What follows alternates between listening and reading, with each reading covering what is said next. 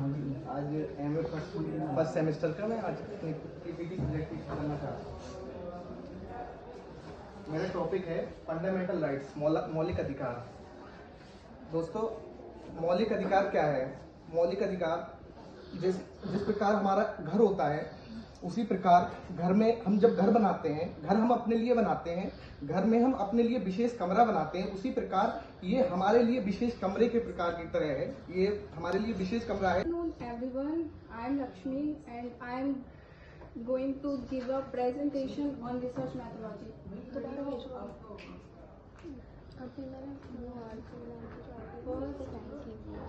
Research methodology का मतलब क्या है? तो ये एक रिसर्च मेथोडोलॉजी रिसर्च के लिए एक सिस्टमैटिक वे होता है जिससे रिसर्च की जाती है।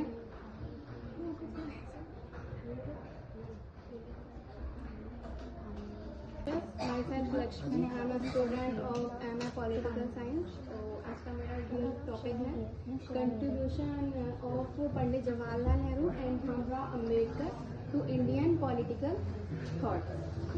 पहले हम स्टार्ट करेंगे अम्बेडकर जी के बारे में।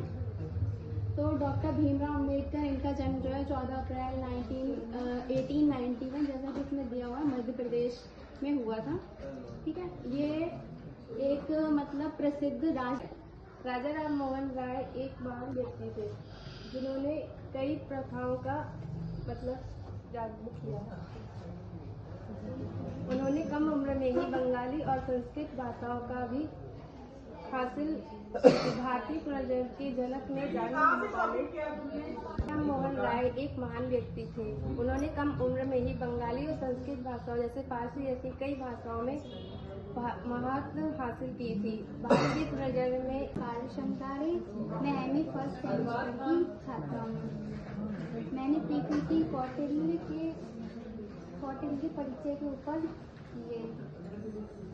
कौटिल्य को किस नाम से जाना जाता था? कौटिल्य को चाणक्य और विष्णुगुप्त के नामों से भी जाना जाता था। वे एक महान भारतीय विद्वान, राजनीतिक, अर्थशास्त्री और कूटनीतिक थे। थ्योरी का टॉपिक है राज्य की उत्पत्ति। तो राज्य की उत्पत्ति में जैसा कि हम जानना है कि राज्य की उत्पत्ति क्या है, क्योंकि सामान्य सी भाषा है कि राज्य एक ऐसा राजनीतिक संगठन है जिसके किसी निश्चित भूभाग पर राज्य करने वाले लोगों पर शक्ति का प्रयोग। इसके सरल शब्दों में कहें तो राज्य का वह संगठन जिसके पास निश्चित भूभाग जनसंख्या भूभाग संप्रभुता होती है। राज्य की उत्पत्ति को लेकर मौलिक अधिकार का परिचय। मौलिक अधिकार नागरिकों को प्रदत्त वे अधिकार हैं जो उनके विकास और राज्य की स्वतंत्रता के लिए बहुत आवश्यक हैं। ये अधिकार संविधान के भाग 3 में वर्णित हैं। इनका उद्देश्य व्यक्ति की गरिमा, समानता की रक्षा करना है। मौलिक अधिकारों की ऐतिहासिक पृष्ठभूमि। भारत के स्वतंत्रता संग्राम के दौरान मौलिक अधिकारों की मांग उठी थी और इसे 1947 में संविधान का एक अभिन्न हिस्सा बना दिया गया था। Doctor Bhimrao. Good afternoon all of you and teachers, my self Rudra Gupta. My topic भारतीय संविधान। भारतीय संविधान हमारे देश का सर्वोच्च कानून है। भारत के शासन व्यवस्था और नागरिक अधिकारों को निर्धारित करता है। ये संविधान 26 नवंबर 1949 को बनकर तैयार हो गया था, पर इसको लागू। जय हिंद सर, जय हिंद आप सभी को। मेरा नाम मनीषा गंगवार, मैं एमए राजनीति विज्ञान की छात्रा हूँ। आज मैं आप सभी के सामने राजनीति विज्ञान में रूस की विदेशी नीति विषय पर प्रस्तुतिकरण देने जा रहे हैं।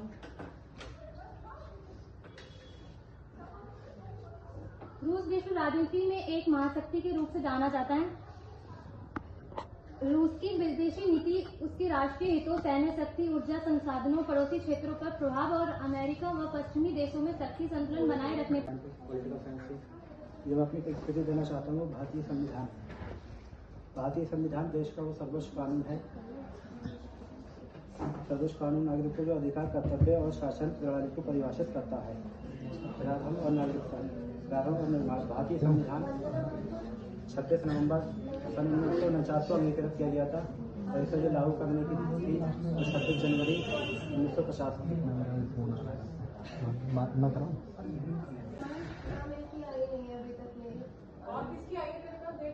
अंजलि सिंह। अंजलि कहाँ है? अंजलि आपका तैयार है बेटा? आप जमा कर दिया? आप जमा करके साइन करो। आगे आगे देखना स्टॉप हो गया। भारतीय संविधान की विशेषताएं।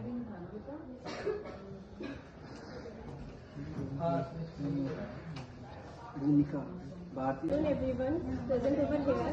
I am Anjali Singh, stand before you to represent my presentation on the topic of risk methodology. First, I define what is a research. Research is a scientific data, systematic data and scientific knowledge is called a research.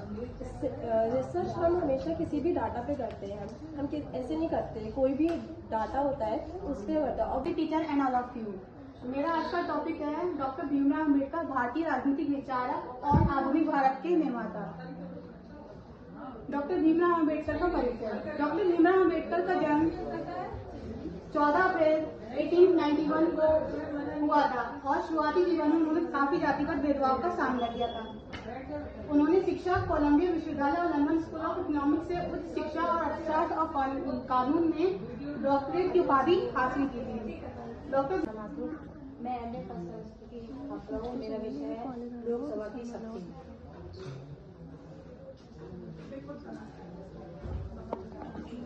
Lok Sabha की विधि शक्तियाँ और कानून निर्माण। लोकसभा की विधि शक्तियाँ जो है कानून निर्माण की प्रक्रिया में 3 मुख्य चरण होते हैं। विधेयक की समिति की चर्चा तथा संसद में चर्चा और मतदान। विधि प्रस्ताव में 2 प्रकार के होते हैं। समान विधेयक जो नागरिक जीवन में सम्मिलित नियम बनाते हैं और राजा राम मोहन राय आधुनिक भारत के पिता और समाज सुधारक कहे जाते हैं। एक दूरदर्शी जिसने भारत को अतीत की बेड़ियों से मुक्त करके और प्रगति के मार्ग पर ले जाने के लिए धार्मिक और सामाजिक और शैक्षिक सुधारों की नींव रखी। इनका जन्म 22 मई 1772 ईस्वी में हुआ था।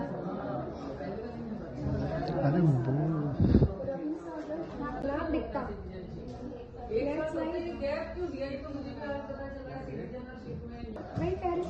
अवधारणा। नागरिकता एक व्यक्ति और राज्य के बीच का संबंध है। इसे पूरक अधिकारों और जिम्मेदारियों के संदर्भ में देखा जाता है। नागरिकता की शुरुआती रूप में सैनिक को बहिष्कार थे, क्योंकि जिनके पास पहले संपत्तियां थी उन्हें ही नागरिकता के अधिकार दिए जाते थे। एक व्यक्ति के पास कई नागरिकता हो सकते हैं और एक व्यक्ति जिसके पास किसी भी राज्य की नागरिकता नहीं है उसे राज्यविहीन कहा जाता है। जो अलग से जानकारी प्रदान करती हैं हमें, जो भारतीय संविधान में शामिल नहीं की गई थी। मूल संविधान में 8 अनुसूचियाँ थी, लेकिन वर्तमान में 12 अनुसूचियाँ हैं। अनुसूची 1 भारतीय संविधान की अनुसूची 1 राज्य और केंद्र शासित प्रदेशों के नाम और उनके अधिकार क्षेत्र के बारे में बताती है। अनुसूची 2 विभिन्न पदकारियों द्वारा ली जाने वाली वेतन भत्ते के बारे में बताती है। अनुसूची 3 विभिन्न पदकारियों के शपथ के बारे में बताती है। अनुसूची 4 में राज्यसभा की सीटों का आवंटन दिया गया। Our constitution has impacted us